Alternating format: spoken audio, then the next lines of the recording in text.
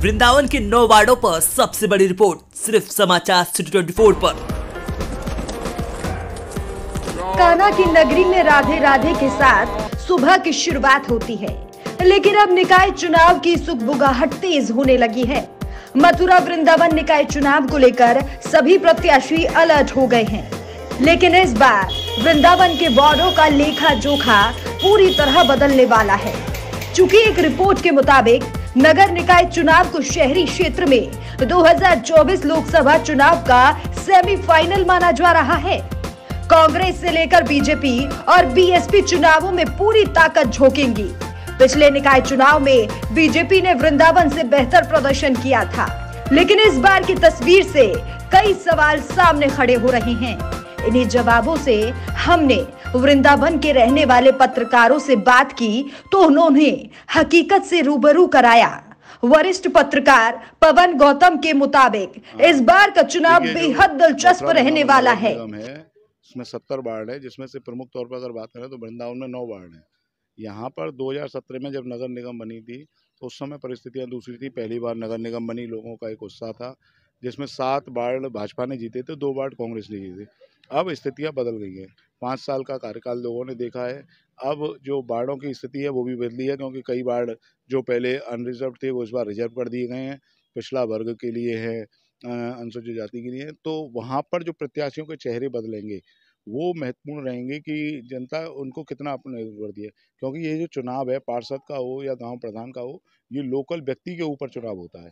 Party का जितना इस पर सिंबल का फर्क पड़ता है, उससे ज़्यादा कहीं फर्क पड़ता है व्यक्ति के चेहरे का, कि उस व्यक्ति का चेहरा जो लोकल लोग हैं वो इनके लिए कितना महत्वपूर्ण है। क्योंकि उनको जो समस्याएं हैं, व्यक्ति को, वोटर को, उसको चाहिए होती है कि उनका जो पार्षद है वो इजीली अप्रोचेबल हो, जो ज़्यादा उनको दिक्कत ना, उनकी जो समस्या, मूलभूत समस्याएं पानी की है, सड़क की है, गंदगी की है, जिससे नगर निगम से पाला पड़ता है, उन समस्याओं को वो पार्षद इजीली सॉल्व करा सके। तो इस तरह की समस्याओं को जो पार्षद सॉल्व करा सके उसको जनता पसंद करती है।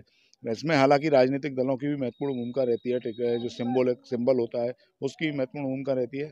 हालांकि वृंदावन भाजपा का गढ़ माना जाता है और यहाँ पर कहा जाता है कि भाजपा के जो वोटर है वो सबसे ज़्यादा है, तो उसका भी एक यहाँ फैक्टर काम करता है।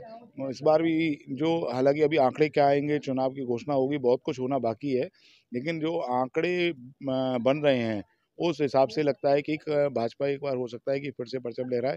कांग्रेस भी यहाँ अपना परचम लहराना चाहेगी, क्योंकि कांग्रेस ने 2 बार पहले वार्ड जीते थे, इस बार वो संख्या बढ़ाना चाहेगी। इस बार तीसरी आम आदमी पार्टी, क्योंकि अभी एमसीडी का चुनाव निकला है, वहाँ पर आम आदमी पार्टी ने अच्छा प्रदर्शन किया है, उसका भी लोगों को इफेक्ट होगा कि वो कितना महत्वपूर्ण रहे। इसके साथ ही एक मुद्दा और अहम यहाँ पर जो चल रहा है वो है बांके बिहारी कॉरिडोर को लेकर के। लोगों के दिमाग में वो भी मुद्दा है, क्योंकि 70 वार्ड है, जो वार्ड संख्या 70 है, उसका वो महत्वपूर्ण मंदिर है, ब्रज का ही नहीं पूरे विश्व का महत्वपूर्ण मंदिर है, और वहाँ कई लोगों की रोजी रोटी जुड़ी है। तो जो कॉरिडोर का मुद्दा, हालांकि आधिकारिक रूप से अभी कुछ भी सामने नहीं आया कि किस तरह से होगा, क्या स्वरूप होगा, लेकिन जो लोगों के वहाँ जो स्थानीय निवासी हैं, चाहे गोस्वामी हों, व्यापारी हों, वहाँ के रहने वाले हों, पंडा समाज के लोग हों, सबको इफेक्टिव करने वाले। इतना ही नहीं, वृंदावन के रण में लोग अब नए चेहरे खोजने में लगे हैं। लोगों के मुताबिक पुराने चेहरे विकास के वादे पर थे, जहां वृंदावन कमजोर हुआ।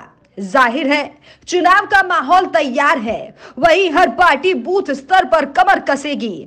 दूसरी तरफ समाचार सिटी 24 पर आने वाले दिनों में वार्ड यात्रा की हर तस्वीर देखेंगे, जहां पार्षद के वादों की अग्नि परीक्षा होगी। ब्यूरो रिपोर्ट, समाचार सिटी 24।